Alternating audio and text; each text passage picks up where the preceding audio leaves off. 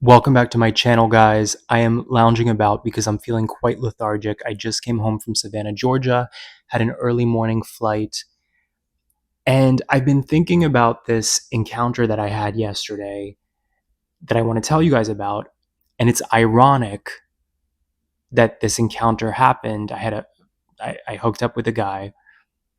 It's ironic that it happened because yesterday I made a video on gay travel in Savannah, Georgia, and in that video I talked about how every time I go to Savannah, Georgia, which is just about every autumn because I love it so much, it's such a picturesque, charming town. It's always hit or miss for me in terms of the gay travel experience thing. It's always like I meet a really sexy hunk from the apps, or it's like radio silence and it's just a bunch of oddballs on the apps, which, by the way, is, in my opinion, very demonstrative of Savannah as a place. It's a very eclectic place. So making that video, I actually talked about in the video how this trip was one of those dud trips where I just like wasn't feeling any of the guys on the apps, and I wasn't into it. I was just going about my little routine, strolling about town. And then, of course, within half an hour of making that video, this guy hit me up on Grindr. After a little vibe check, felt right. He said he was looking for just something casual, a discreet encounter. I'm like, okay, this is my last day here. I'm not looking for any emotional investment. So we met up, and the guy in person was so much sexier than the guy, on the app, which is like the best case scenario. And how rare is that, by the way? That does not happen very often. He was just a regular man. It turns out he's a construction worker. So for me, it's always really endearing, these guys who like don't know how to take a photo, but the guy in person is actually pretty hot. This big smile, so hunk of a man, but then this huge boyish smile. Like I was charmed. And also just remember, we're in the South, so all of this too is embodied by a Southern accent. What brings you to Savannah? My pants are already halfway off as soon as I hear that. So we, fooled around, whatever. It was sexy. And then he goes, do you have a few minutes? Do you want to hang out? And I was like, okay. And I was wondering what this guy had up his sleeve. At first, he said he had a fashion question for me, which I thought was hilarious, that he assumed, what am I, like a fashionista? I mean, I was wearing my nice jacket, so I feel like whenever I wear that, people think I'm much more polished than I really am. It's also very interesting, by the way, how easily fooled people are by appearance. I'm telling you, every time I put on that jacket, people think I'm like a hotshot. It's so funny to me. So the fashion question ends up turning into like 38 other questions. And before I know it, I'm listening to this guy's life story, and I'm sitting across from him in his apartment. He goes, let me grab my nicotine. And I think to myself, that's quite a peculiar way to refer to cigarettes. And then I think, well, maybe he doesn't mean cigarettes. Maybe he means tobacco? No, no way. No way that he's referring to just plain old tobacco. Sure enough, he whips out this circular case, sticks his hands in it, and it's this black gunk. And I'm like, this can't be. This cannot be. He sticks it in his mouth, and it's so repulsive. I just look at him while he's still yapping away, telling me his life story. It's like watching somebody talk to you with their mouth full. But not only that, this is like black gunk in his mouth. And he's chewing. It was so repulsive, but I'm also fascinated, right? Because it's like, how often do you see this in real life? I don't think I've ever seen somebody in real life chewing tobacco. And then he pulls out this plastic water bottle that's empty except for a little residue at the bottom, which is clearly discarded tobacco from previous uh, withdrawals, can we say? And he spits into it every like 5 minutes. He would spit into it. It was so gross, but I'm also like, this is so interesting, and this is such a Southern moment. As he's yapping away, I'm like, I'm in this man's apartment in Georgia who's telling me about life in Savannah with his Southern accent as he's chewing tobacco. Like, you can't make this shit up. Ridiculousness, absurdities aside, I found this guy really interesting because, this whole thing started with him being like, I'm just looking for a casual hookup, discretion. I need discretion, blah, blah, blah.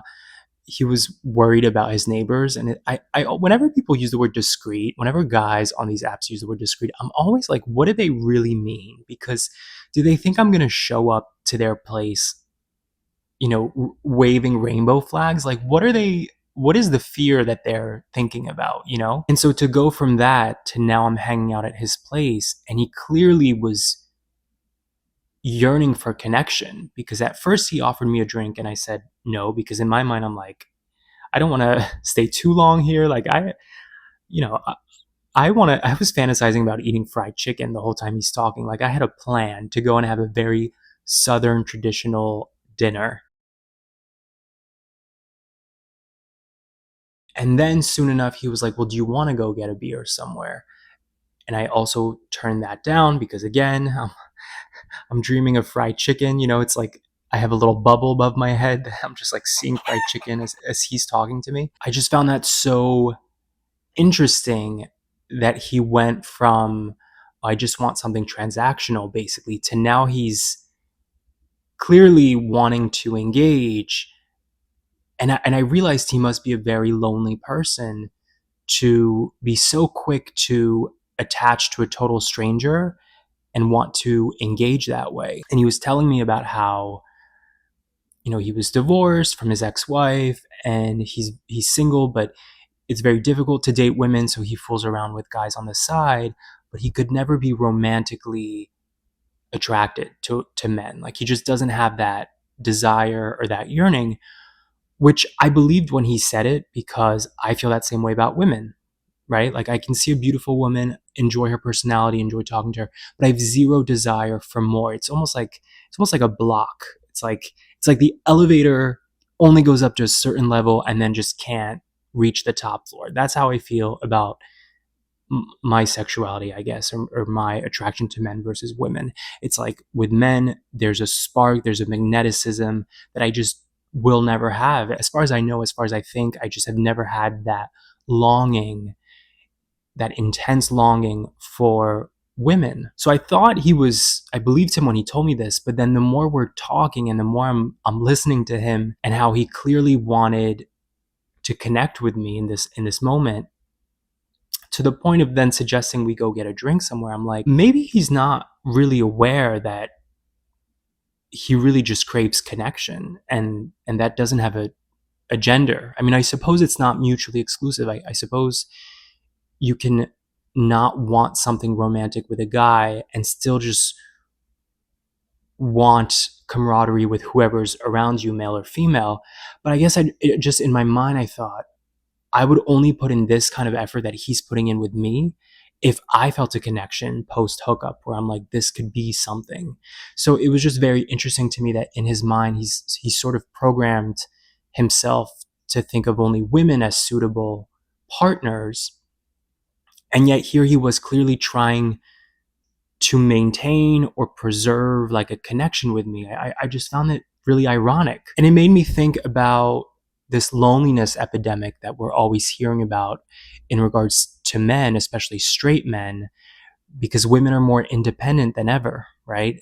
More career driven. So suddenly they don't need a man the way that, let's say, 100 years ago, a woman needed a man to have financial stability. So the whole concept is that now you have, an ocean of men who don't have the options they used to and are kind of like lost. They can't go deep with their bros. They don't have the same level of intimacy, but they crave it like we all do. So I'm listening to this guy go on, and it was a lot of TMI, but I found him endearing and I felt bad. So I wanted to, even though I was still fantasizing about that juicy fried chicken in my head, I wanted to give him, this moment as well, to feel like somebody's listening to him. And I could tell that he hasn't been able to really release that way, like talk about what he's going through and what he's looking for in life. And it seemed like he doesn't get this opportunity very often. And, the fact that he's a construction worker, I started sort of picturing that his environment of the men he works with probably don't talk about these things, their feelings and their sexuality. And, well, sometimes I like hanging out with guys. And at the same time, I have my own needs as a person, and if I agree to a casual hookup, that means I got places to be after, you know? So at a certain point, I tried to find strategically an exit route in the conversation so that his ego wouldn't be bruised, but that I could go and have my fried chicken. But I did leave feeling bad for this guy and thinking, what is, life must be like in terms of this loneliness that I picked up on. At the same time, it's like you have to make choices to work on these parts of your life, right? Like when I'm lonely, the last thing I'm going to do is tell a guy on an app I'm only looking for something, transactional. And then once we hang out, use that opportunity as a therapy session. If there's a loneliness that you're feeling or you're yearning for connection, there are much healthier ways to go about it than a hookup on Grindr. Anyway, that's my rant for the day. Just wanted to share this story. I'm still just in awe about the whole tobacco thing. Have you ever seen somebody chew tobacco in front of you? I felt like I was a character in an 1850s saloon or something. Like what is this life of mine? Catch you guys next time.